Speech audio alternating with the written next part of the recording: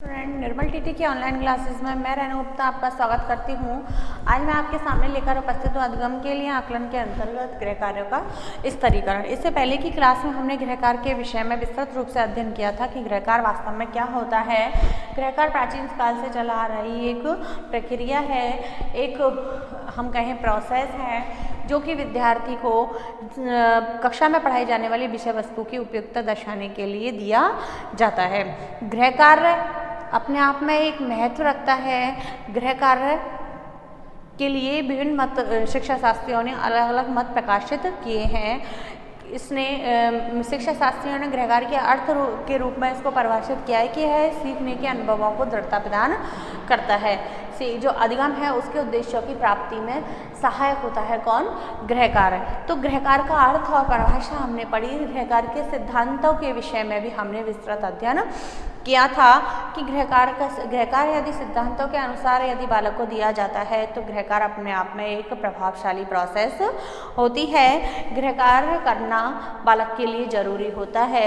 शिक्षण प्रक्रिया को स्थायी रूप प्रदान करने के लिए गृह कार्य जरूरी होता है, जिसमें मैंने सिद्धांत आपको बता दिए थे।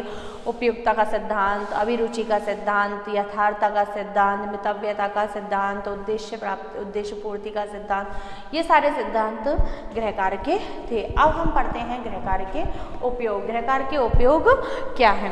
गृह कार्य का उपयोग देखिए, कक्षा शिक्षण द्वारा सीखे हुए अनुभवों को छात्र द्वारा संगठित किया जाता है।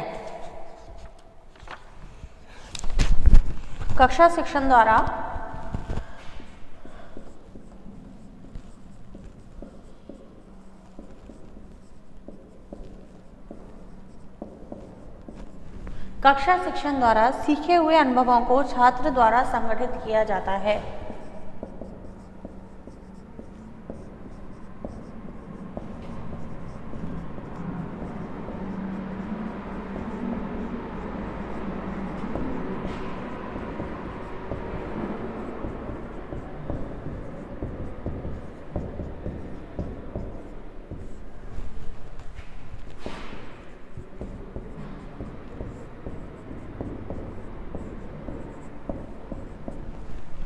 कक्षा शिक्षण द्वारा सीखे हुए अनुभवों को छात्र द्वारा संगठित किया जाता है। ये उपयोग क्या है? गृह कार्य के माध्यम से क्या होता है? इसका उपयोग क्या है? कक्षा शिक्षण द्वारा सीखे हुए अनुभव, कक्षा में जो छात्र जो कुछ भी सीखता है शिक्षक से, उनके उस अनुभवों को संगठित करने की प्रोसेस किसके अंतर्गत आती है? गृह कार्य के अंतर्गत। क्योंकि गृह कार्य देखिए, हम कोई कार्य कर देते हैं, पूरा दिन हमने पूरा दिन वर्क किया, तरह तरह के वर्क किए, बहुत सारे लोगों से भी मिले, कभी गुस्सा किया, कभी किसी के ऊपर दया दिखाई, कभी क्या किया। अब ये तो काम हो गया, लेकिन हमें हर चीज़ ध्यान नहीं रहेगी। लेकिन हमसे कहा जाता है कि जब हम सोने जाते हैं तो 5 मिनट के लिए अपने पूरे दिन में आपने जो कार्य किए हैं उनको एक बार आप रिवाइज कर लो कि मैंने आज किसके साथ बुरा किया और किसके साथ अच्छा कार्य किया, मेरे द्वारा ऐसा कौन सा कार्य, क्या क्या कार्य आज पूरे दिन में संपन्न किए गए। तो आप उसकी उसको एक संगठित रूप दे देते हैं पूरे दिन के कार्य को। अगर हम ऐसा नहीं करते हैं तो हमें कुछ भी याद नहीं रहता कि हाँ ये काम हमने उस दिन किया है।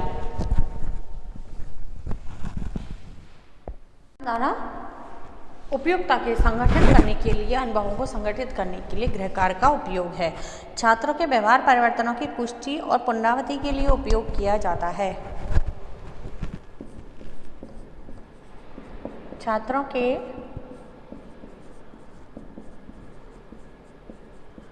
व्यवहार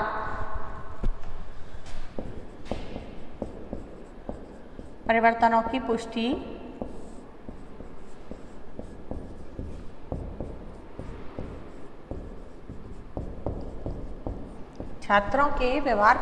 की पुष्टि तथा पुनरावृत्ति के लिए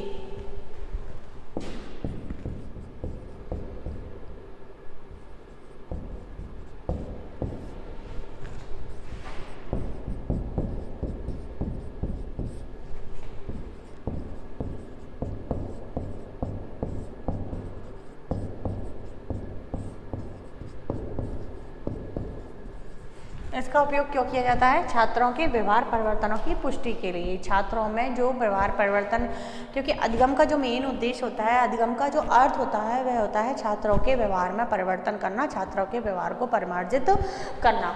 तो शिक्षक अपनी शिक्षण प्रक्रिया के द्वारा छात्रों के व्यवहारों को परिवर्तित करने की कोशिश करता है, तो वह उन परिवर्तनों को सफलता तक पहुँचाने के लिए, लक्ष्य तक पहुँचाने के लिए गृह कार्य दिया जाता है। छात्र के गृह कार्यों के मूल्यांकन तथा अंकन से उन्हें पुनर्मूल्यांकन दिया जाता है।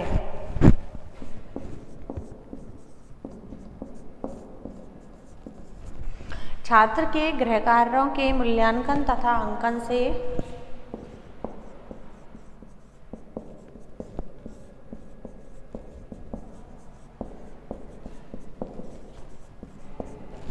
मूल्यांकन तथा अंकन से उन्हें पुनर्मूल्यांकन दिया जाता है।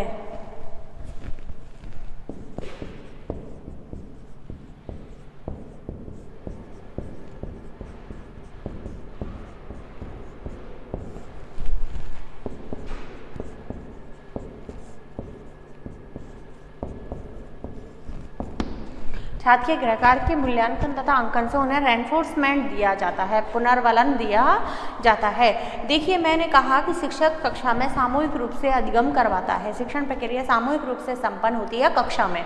अब छात्र अपनी गति से कैसे सीखता है? हर छात्र की गति अलग अलग होती है, सीखने की उसकी प्रोसेस अलग अलग होती है, उसकी प्रक्रिया अलग अलग होती है, उसके स्तर अलग अलग होते हैं। तो जो शिक्षक के द्वारा जो गृह कार्य उसे करने के लिए दिया जाता है, उसी के आधार पर वह शिक्षक छात्र को रेनफोर्समेंट प्रदान करता है, पुनर्बलन प्रदान करता है कि आप इस कार्य को इस प्रकार से भी कर सकते थे, आपके द्वारा किया गया कार्य बहुत अच्छा है, आपको आपके कार्य में सुधार की आवश्यकता है। शिक्षक को भी ये पता लग जाता है कि यह छात्र किस स्तर का है, इसको किस प्रकार का गृह कार्य आगे दिया जाना चाहिए, यह किस प्रकार आगे बढ़ सकता है, इसमें कहाँ सुधार की आवश्यकता है। लेकिन सामूहिक रूप से कक्षा में तो हम शिक्षक को इस बात का अंदाजा ही नहीं हो पाता है कि कौन बालक सीख रहा है, कौन नहीं सीख रहा है, क्योंकि समूह में एक साथ पढ़ते हैं। तो गृह कार्य के माध्यम से, गृह कार्य का उपयोग इसलिए भी है कि वह उनके मूल्यांकन और उनके द्वारा किए गए अंकन के द्वारा शिक्षक उचित पुनर्बलन छात्र को प्रदान कर सकता है। गृह कार्य को करने से छात्रों को सीखने में सहायता मिलती है।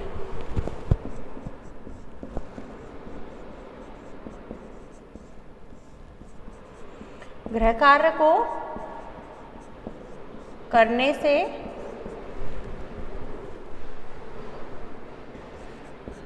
छात्र को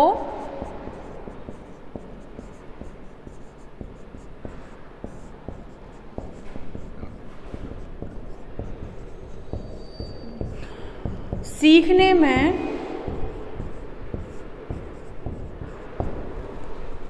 सहायता मिलती है, कुछ नया सीखने में या उस ज्ञान को स्थायी रूप प्रदान करने में सहायता मिलती है,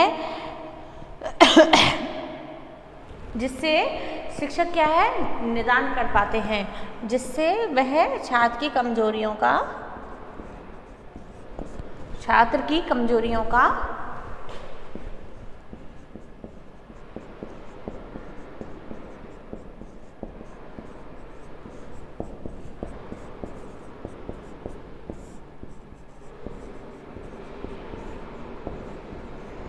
किसके माध्यम से? गृह कार्य के माध्यम से, उसके मूल्यांकन और उसके अंकन से छात्र को सीखने में सहायता मिलती है। और जहाँ उससे बाधा उत्पन्न होती है, मैंने कहा था कई सवाल ऐसे होते हैं जो कक्षा में हमारा ध्यान नहीं होता है और शिक्षक द्वारा पढ़ा दिए जाते हैं। अगर शिक्षक द्वारा उन्हें होमवर्क में करने के लिए दिया जाता है, तब छात्र को ये पता होता है कि वास्तव में मैंने ये किया, मुझे ये आ रहा है या नहीं आ पा रहा है, मेरी समझ में आया है या नहीं आया है, मैं इसे कर पाऊँगा या नहीं कर पाऊँगा। कई कार्य ऐसे होते हैं हम देख के कहते हैं बहुत ईजी है, जैसे मैंने कहा बाइक चलाना बहुत ईजी है, प्लेन उड़ाना बहुत ईजी है, कुछ नहीं ट्रेनिंग। लेकिन ये तो उससे पूछो जो बाइक चला रहा है, या यहाँ तक कि हम कहते हैं जो साइकिल चला रहा है, उससे ही पूछो कि उसको किन किन परेशानियों का सामना करना पड़ा। उससे ज़्यादा आपसे ज़्यादा बेहतर वो जानता है कि आपको क्या क्या परेशानियों का सामना करना पड़ेगा। तो जब हम स्वयं करते हैं किसी कार्य को, तो उसमें आने वाली कठिनाइयों का हमें रियलाइजेशन हो जाता है, हमें पता चल जाता है, और शिक्षक द्वारा उसका हमारे लिए क्या कर दिया जाता है, निदान कर दिया जाता है, उन कमजोरियों का पता लगा लिया जाता है। गृह कार्य छात्रों को व्यक्तिगत शैक्षिक निर्देशन के लिए अवसर प्रदान करते हैं।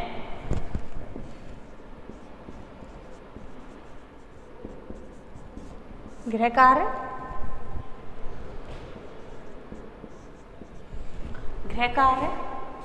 छात्र को व्यक्तिगत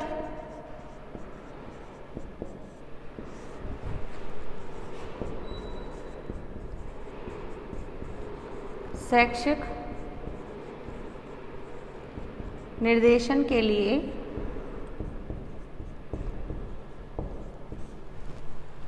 अवसर प्रदान करता है।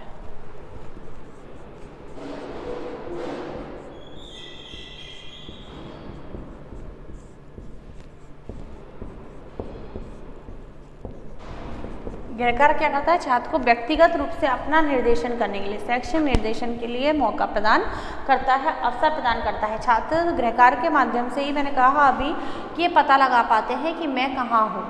व्यक्ति को खुद को पता होता है कि मैंने कितना सीखा है, मुझे कितना आता है, मैं क्या कर सकता हूँ और क्या नहीं कर सकता हूँ, कि कौन सा सब्जेक्ट मेरे लिए ईजी है और कौन सा सब्जेक्ट मेरे लिए टिपिकल है। ऐसा हम नहीं कह सकते कि हिंदी सबके लिए ईजी है या मैथ सबके लिए टिपिकल है, ऐसा नहीं, बिल्कुल भी नहीं है। ये छात्र के स्तर के, उसकी बौद्धिक क्षमता के ऊपर डिपेंड करता है कि वह क्या कर सकता है।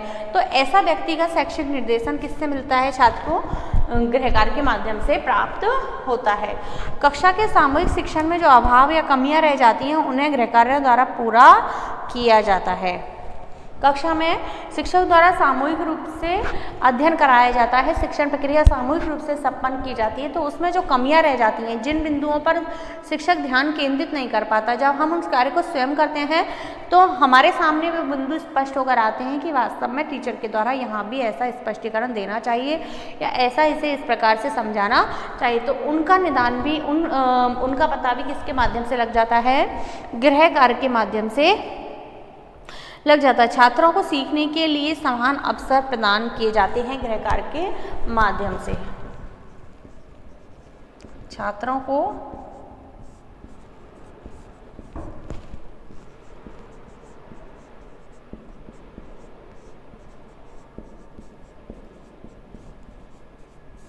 सीखने के लिए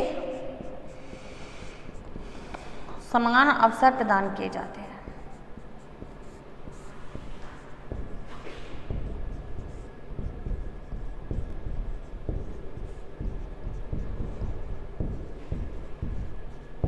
किसके माध्यम से? गृह कार्य के माध्यम से। अपनी गति से छात्र सीख पाता है। गृह कार्यों को पूरा करने में छात्र को अपनी गति से सेल्फ पेसिंग सीखने का अवसर मिलता है। यही बात है। गृह कार्य छात्रों को पाठ्य पुस्तकों और ग्रंथालय में अध्ययन के लिए प्रोत्साहित करता है। मेन इंपॉर्टेंट, गृह कार्य छात्रों को पाठ्य पुस्तकों और ग्रंथालयों में, गृह कार्य छात्रों को पाठ्य पुस्तकों और ग्रंथालयों या हम कहें पुस्तकालयों अध्ययन के लिए प्रोत्साहित करता है।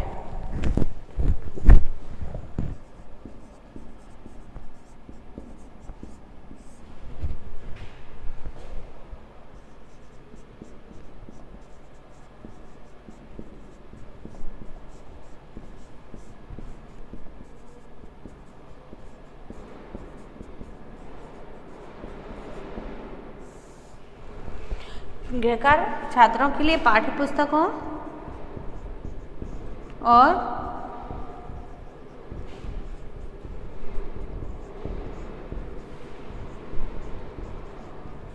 ग्रंथालयों में अध्ययन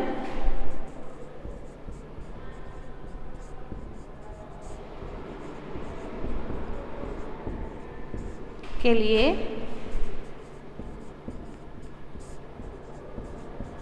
प्रेरित करता है। गृह कार्य छात्र के लिए, यानी कि सबसे इम्पॉर्टेंट बात यही है गृह कार्य की, गृह कार्य का उपयोग, कि जब तक कक्षा में तो वह शिक्षक द्वारा पढ़ाई हुई पाठ्य वस्तु का अध्ययन करता है, शिक्षण सामग्री उसके पास होती है, लेकिन उसके ज्ञान को विस्तृत रूप देने के लिए, ज्ञान को बढ़ाने के लिए, ज्ञान को स्थायी रूप देने के लिए उसे अन्य पुस्तकों की भी आवश्यकता होती है। लेकिन जब तक उसे गृह कार्य करने के लिए नहीं दिया जाता, छात्र उस अन्य पुस्तकों पर ध्यान नहीं दे पाता, क्योंकि विद्यालय में उसे समय मिलता नहीं और घर पर उसे कोई काम करने के लिए है नहीं, उसे मोटिवेशन भी नहीं है, प्रेरणा भी नहीं मिली है।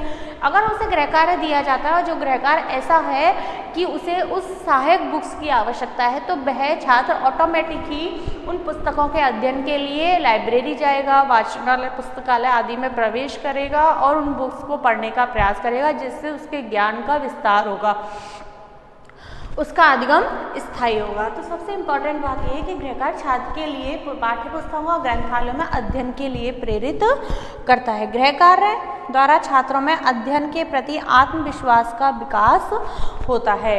यानी जब हम कोई कार्य खुद करते हैं तो हमारे अंदर कॉन्फिडेंस आता है। जैसे मैंने कहा कि कल मुझे भाषण देना है, अगर मैं डायरेक्ट भाषण देने पहुंच जाऊंगी तो मेरे शब्दों में कमी आ जाएगी, मेरे शब्द सुव्यवस्थित नहीं होंगे, समय के अनुकूल नहीं होंगे, विषय वस्तु के अनुकूल नहीं होंगे। यदि मैंने उसको पहले स्टडी कर ली है भाषण देने पर, मैंने पहले अपने भाषण को 4-5 बार बोल लिया है, तैयार कर लिया है किसी अच्छे लेक्चर को, तो मैं उसको कार्य को आसानी से कर पाऊंगी।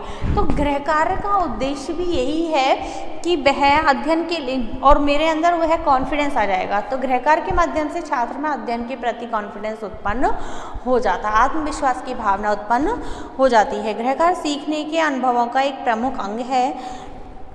इस प्रकार हम कह सकते हैं कि गृह कार्य का वर्तमान समय में भी बहुत उपयोग है। अगर हम कहें, एक दृष्टि से देखें तो गृह कार्य यदि सिद्धांतों के अनुकूल दिया जाए, सिद्धांतों के आधार पर बनाकर दिया जाए, शिक्षक का उद्देश्य उसमें क्लियर हो, छात्र उसे रुचि के साथ यदि पढ़ें, करने का प्रयास करें, कुछ सीखने को मिलेगा, ऐसा उनका उद्देश्य हो, तो गृह कार्य आज के समय में भी बहुत उपयोगी सिद्ध होता है। तो ये थे गृह कार्य के उपयोग, मैंने आपको बताए कि गृह कार्य वास्तव में क्या है। अब हम पढ़ते हैं गृह कार्य का स्तरीकरण। गृह कार्य का उपयोग वैसे भी अपने आप में बहुत है, क्योंकि वर्तमान में बच्चे टीवी, मोबाइल देख के बुरी संगत में फंस के बहुत ज़्यादा गलत आदतों के शिकार हो जाते हैं।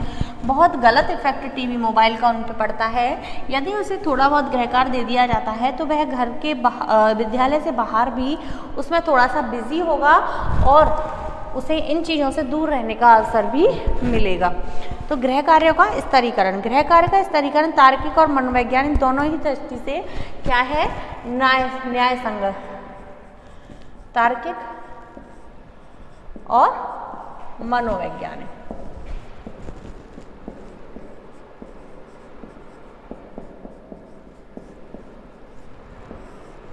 दोनों ही दृष्टि से इम्पोर्टेंट है गृह कार्य का स्तरीकरण, तार्किक दृष्टि से भी और मनोवैज्ञानिक दृष्टि से भी, दोनों ही दृष्टि से इम्पोर्टेंट है। न्याय संगत, बालक के सीखने की प्रक्रिया में तर्कपूर्ण विधि से व्यवस्थित सामग्रियां अधिक उपयोगी होती हैं। देखिए, सीखने की जो प्रक्रिया होती है बालक की, उसमें सबसे ज़्यादा महत्व होता है वह तार्किक प्रक्रिया का होता है। यानी तर्क के आधार पर जो विषय वस्तु सीखी जाती है वह उसे ज़्यादा समय तक याद रहती है। तो तार्किक रूप से सीखी गई विषय वस्तु का, व्यवस्थित सामग्री का अधिक उपयोग रहता है। गृह कार्य को एक तर्कपूर्ण श्रृंखला में व्यवस्थित कर देना ही स्तरीकरण कहलाता है। गृह कार्यों को एक तर्कपूर्ण श्रृंखला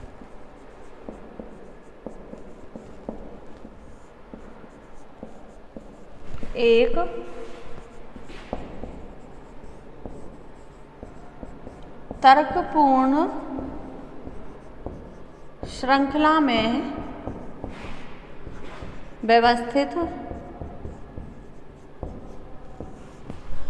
देना ही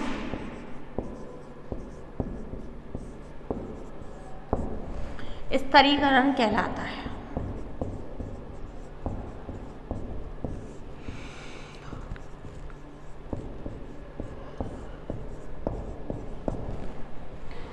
स्तरीकरण क्या है? गृह कार्यों को तर्कपूर्ण श्रृंखला में व्यवस्थित कर देना ही। एक जो मैंने कहा कि गृह कार्य का निर्माण के लिए, गृह कार्य को देने के लिए शिक्षक को एक योजना बना लेनी चाहिए एक सुनियोजित ढंग से उसे गृह कार्य दिया जाना चाहिए। सुनियोजना में यह है कि उसे तर्कपूर्ण ढंग से व्यवस्थित कर लेना चाहिए, तभी वह गृह कार्य उपयोगी होता है। यह स्तरीकरण उनकी मानसिक योग्यता, रुचि, विकास अवस्था, स्तरीकरण बच्चों की, छात्रों की मानसिक योग्यता,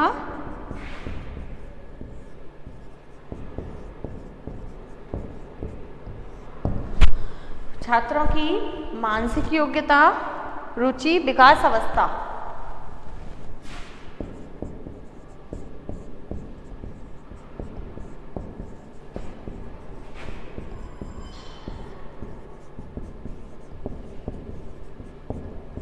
रुचि तथा विकास अवस्था को दृष्टिगत रखते हुए बनाना चाहिए। यह स्तरीकरण कैसे करना चाहिए? छात्रों की मानसिक योग्यता, रुचि और विकास अवस्था, वह क्या सीख सकते हैं, हमारे अलावा वह अपने आप किस कार्य को अच्छी ढंग से कर सकते हैं, यह व्यवस्थित करना, यह सोचना, इस प्रकार से गृह कार्य देना क्या कहलाता है? गृह कार्य का स्तरीकरण कहलाता है। एक प्ले ग्रुप का बच्चा है, हम उसे अगर लिखने के लिए दे देंगे डायरेक्ट ही तो कि होमवर्क में आपको ये लिख के लेके आना है, तो यह उसके स्तर के अनुकूल कार्य नहीं होगा। हमें उसे वही कार्य देना है जो हमने विद्यालय में उसे सिखाया है, उसे बोलने के लिए या नए शब्द सीख के आने के लिए हमें उसे कहना है। इसी प्रकार एक 5th क्लास के बच्चे को हम अपने विचार व्यक्त करने के लिए कह दें कि हाँ बहुत एक पेज आपको अपने विचारों पर लिख के लाना है, तो यह उसके स्तर के अनुकूल कार्य नहीं है, ना ही यह कोई तर्कपूर्ण श्रृंखला है। उसे इस प्रकार से कार्य करने के लिए कहना चाहिए कि उसे लगे कि वास्तव में ये कार्य मेरे लिए उपयोगी है, मैं इसे कर सकता हूँ, मुझे इसमें किसी की हेल्प की आवश्यकता नहीं है। इस प्रकार अगर कार्य दिया जाता है तो वह गृह कार्य का स्तरीकरण कहलाता है। इस प्रकार गृह कार्यों के स्तरीकरण में मनोवैज्ञानिक पक्ष का बहुत महत्वपूर्ण योगदान होता है। अब हम पढ़ते हैं स्तरीकरण का आधार, कि इस स्तरीकरण का आधार हम किस चीज़ को बनाएं, इसका आधार क्या हो सकता है।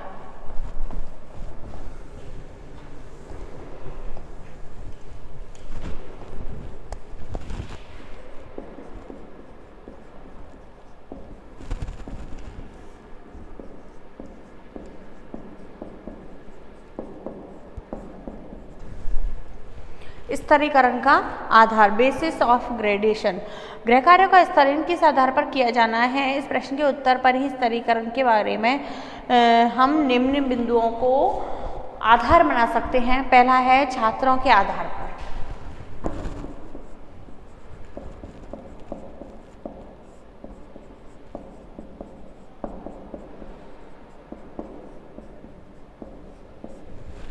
छात्रों के आधार पर स्तरीकरण में हम कहते हैं इसके अंतर्गत छात्रों की बौद्धिक मानसिक क्षमता, परिपक्वता, आदानात्मकता, रेस्पेक्टिविटी और रुचि बातों पर ध्यान दिया जाता है। स्तरीकरण गृह कार्य का जो स्तरीकरण किया जाना है वह छात्रों के आधार पर किस प्रकार किया जाता है। इसमें छात्रों की परिपक्वता, मानसिक योग्यता,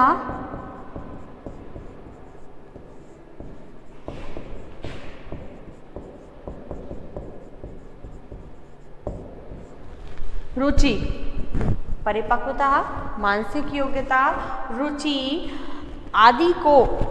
आदि बातों पर ध्यान दिया जाता है। जब हम गृह कार्य देते हैं तो छात्रों के आधार पर हमें उनकी मैच्योरिटी का ध्यान रखना चाहिए। अभी मैंने जैसे एग्जाम्पल दिया था, मानसिक योग्यता का भी ध्यान रखना चाहिए कि छात्र वास्तव में किस लेवल पर सोच सकता है, उसकी मेंटल एबिलिटी क्या है, और उसकी रुचि का भी, हमें उसके इंटरेस्ट का भी पूरा ध्यान रखना चाहिए। अब है दूसरा, शिक्षण के आधार पर।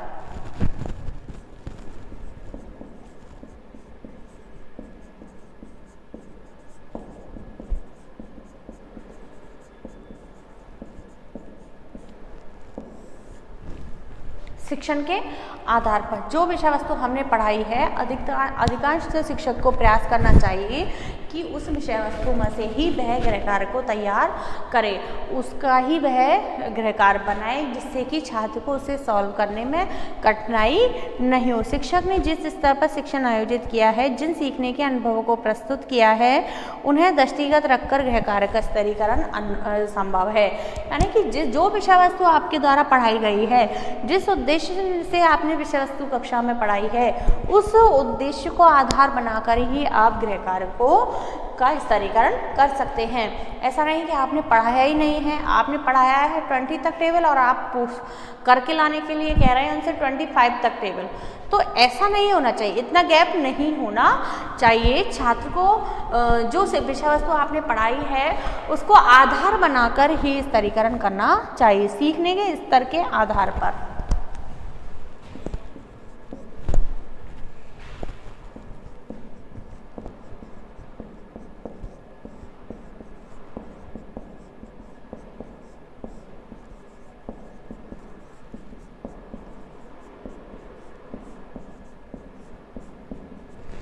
सीखने के स्तर के आधार पर छात्रों का सीखने का लेवल क्या है? बालक किस गति के साथ नवीन ज्ञान का अनुभव कर रहा है? छात्रों को हम नवीन टेक्नोलॉजी से यदि अधिगम करा रहे हैं तो क्या वह कर पा रहा है? एज ए कंप्यूटर क्लास, यदि हमने कंप्यूटर के विषय में उसको अध्ययन कराया है तो उस नवीन ज्ञान को ग्रहण करने की उसके अंदर कितनी क्षमता विद्यमान है, इसको ध्यान में रखकर ही शिक्षक को गृह कार्य का स्तरीकरण करना चाहिए, गृह कार्य को देना चाहिए। नहीं तो क्या होता है, इस सीखने के स्तर के आधार पर ही, नहीं तो छात्र क्या है कि जैसे उसको यहाँ तो अधिगम करा दिया हमने, उसका स्तर क्या है, नवीन ज्ञान को ग्रहण कहाँ तक कर पा रहा है, वह कर पा रहा है, नहीं कर पा रहा है, क्या परेशानियाँ उसके सामने आ रही हैं, इन बातों का पूरी तरह से ध्यान रखना चाहिए। किस मात्रा में वह ग्रहण कर रहा है, अपेक्षित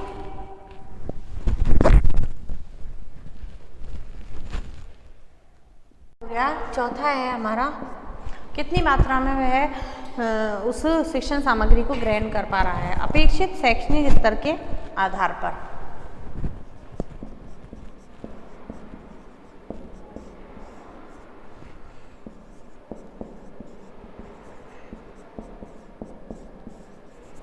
अपेक्षित शैक्षणिक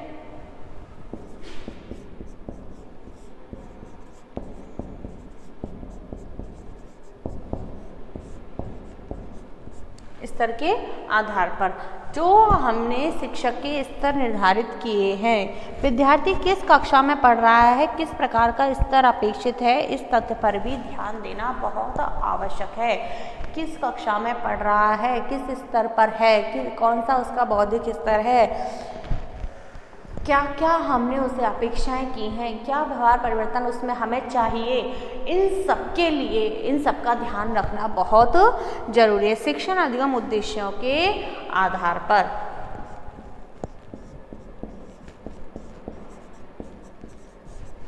शिक्षण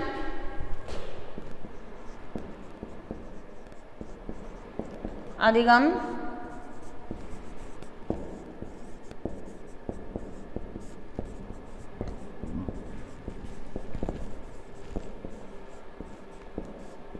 उद्देश्यों के आधार पर शिक्षण अधिगम उद्देश्यों हमने शिक्षा के उद्देश्य क्या निर्धारित किए हैं, जिस लेवल पर छात्र अधिगम कर रहा है उसके क्या उद्देश्य हैं, क्या उद्देश्य प्राप्ति उससे संभव है, इन सबको ध्यान में रखकर गृह कार्य का क्या करना चाहिए, स्तरीकरण करना चाहिए।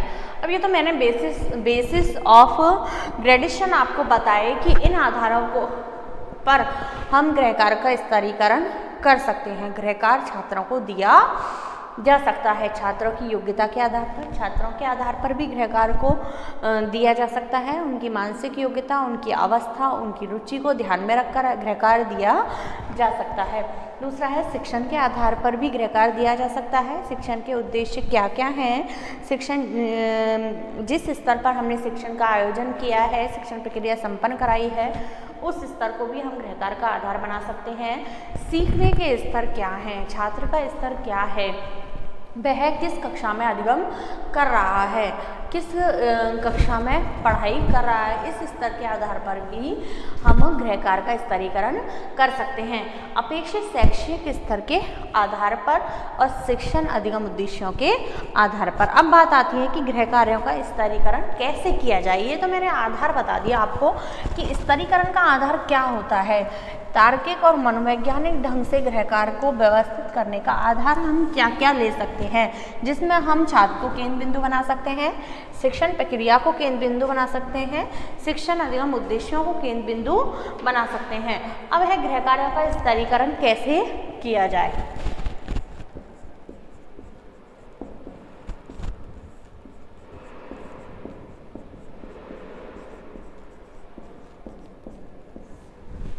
गृह कार्य का स्तरीकरण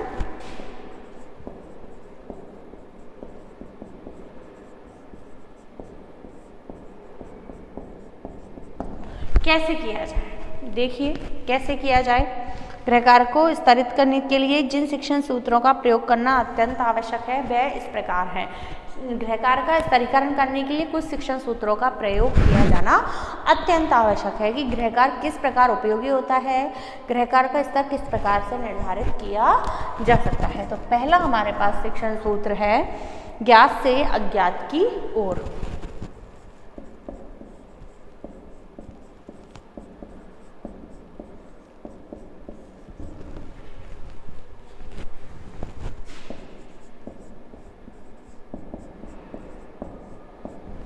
ज्ञात से अज्ञात की ओर शिक्षण सूत्र है जिसके आधार पर गणित विज्ञान भाषा के पाठों में गृह कार्य देते समय उनका स्तरीकरण इस सूत्र के अनुसार होना चाहिए।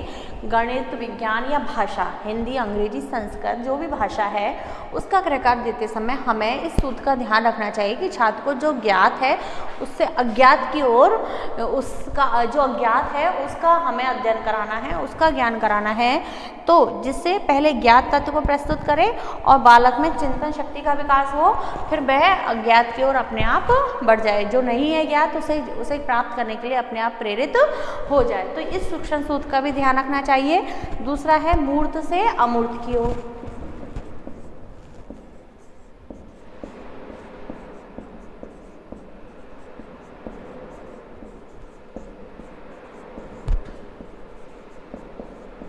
मूर्त से अमूर्त की ओर शिक्षण सूत्र का ध्यान रखना चाहिए। गृह कार्य का स्तरीकरण करने में सूत्र का प्रयोग करना बहुत आवश्यक है। सर्वप्रथम गृह कार्य दिए जाएं जो मूर्त तथ्यों से संबंधित हो, तदुपरांत अमूर्त तथ्यों से संबंधित गृह कार्य को उपस्थित करना चाहिए। अमूर्त तथ्यों से संबंधित गृह कार्य को फिर बाद में उपस्थित करना चाहिए। पहला तो गृह कार्य का ध्यान रखना चाहिए कि वह मूर्त तथ्य को जाने, फिर बाद में वह अमूर्त तथ्यों की ओर प्रेरित हो। सरल से जटिल की ओर।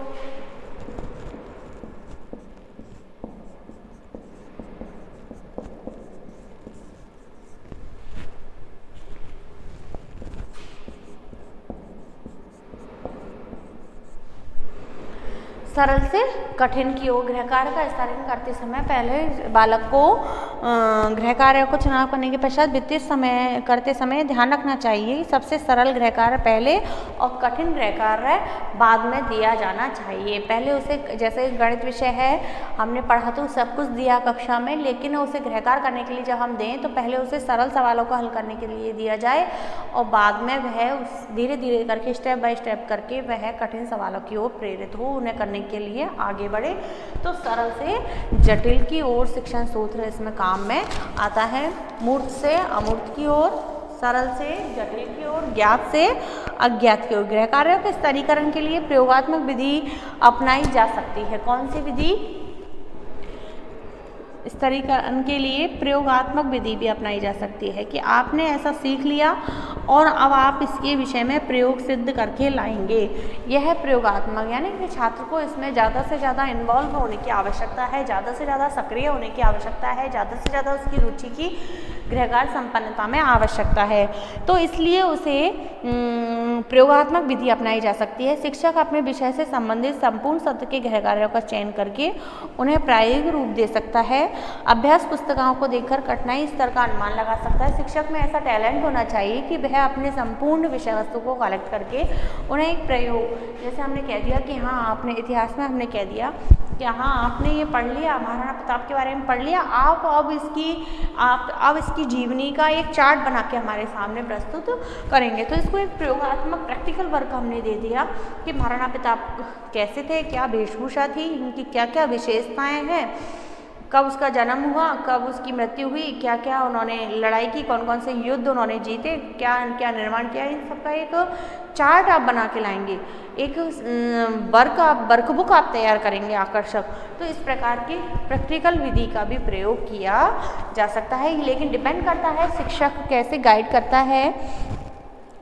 इस प्रकार से गृह कार्यों को स्तरित किया जाना संभव है। अब है गृह कार्य के स्तरीकरण में सावधानियां। ये तो आ गया समझ में आपके कि गृह कार्य का स्तरीकरण किन सूत्रों के आधार पर किया जाता है, ज्ञात से अज्ञात की ओर, मूर्त से अमूर्त की ओर, सरल से जटिल की ओर, और साथ ही साथ प्रयोगात्मक विधि को भी अपनाया जा सकता है। अब है सावधानियां। स्तरीकरण करने में, गृह कार्य का स्तरीकरण करने में हमें क्या क्या सावधानियों का सामना करनी चाहिए।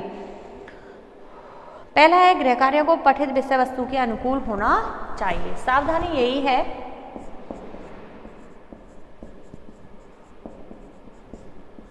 गृह कार्य पठित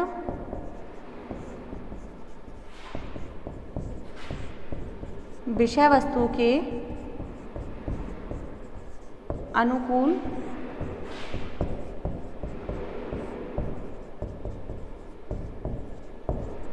होना चाहिए। जो विषय वस्तु छात्र ने पढ़ ली है, जिसका अध्ययन छात्र ने कर लिया है, उसके अनुकूल गृह कार्य होना चाहिए। गृह कार्य पठित जो उसने पढ़ लिया है उस विषय वस्तु के अनुकूल होना चाहिए।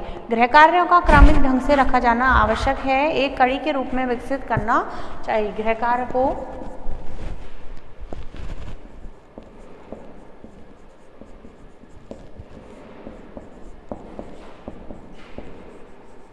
एक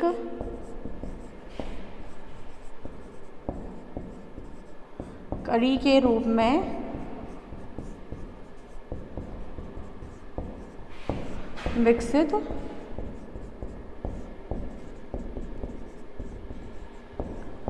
करना चाहिए। एक क्रम होना चाहिए गृह कार्य को प्रस्तुत करने का। क्रम में प्रस्तुत यानी कि पहले ऐसा नहीं कि हमने पहला पाठ का होमवर्क तो दिया नहीं और डायरेक्ट 5वें पाठ का होमवर्क हमने दे दिया। एक क्रम होना चाहिए, सरल से कठिन की ओर, सूक्ष्म से स्थूल की ओर।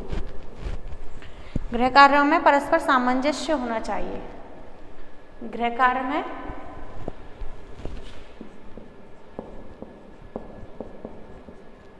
सामंजस्य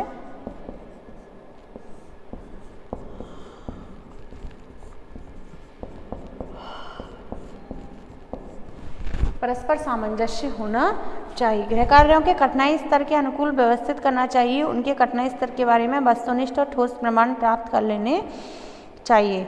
गृह कार्यों का स्तरीकरण छात्रों की बोधग्राह्यता, रुचि, परिपक्वता पर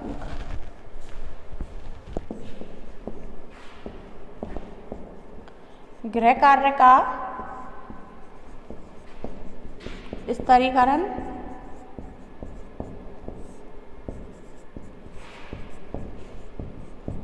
छात्रों की रुचि, परिपक्वता, बोधग्राह्यता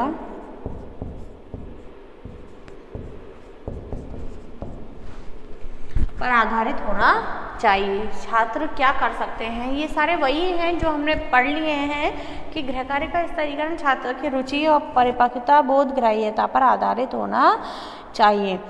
छात्रों के कठिनाई स्तर के अनुकूल व्यवस्थित गृह कार्य के कठिनाई स्तर के अनुकूल व्यवस्थित करना चाहिए। पहले सरल गृह कार्य दिया जाना चाहिए और धीरे धीरे बढ़ते हुए वह कठिन की ओर प्रेरित हो, कठिन की ओर जाए, कठिनता की ओर जाना चाहिए। यह स्तर होना चाहिए। गृह कार्यों में आपस में सामंजस्य होना चाहिए।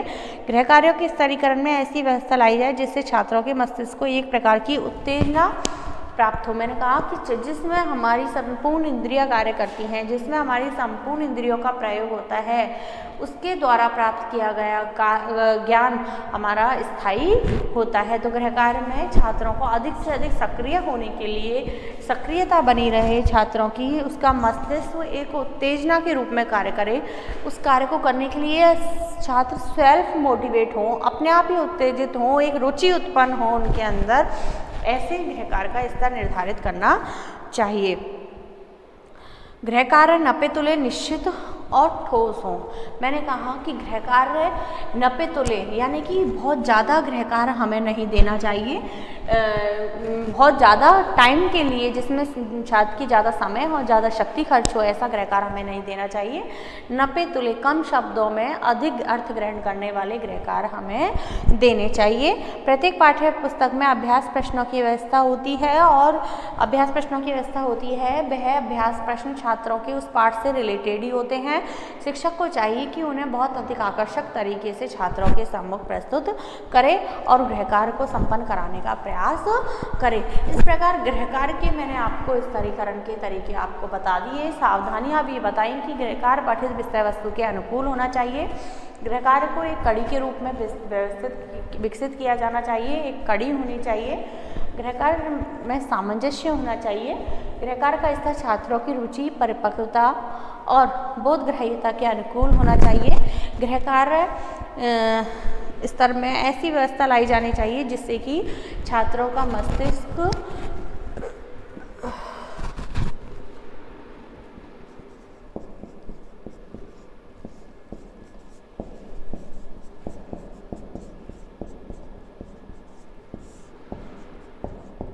छात्रों के मस्तिष्क में उत्तेजना उत्पन्न हो।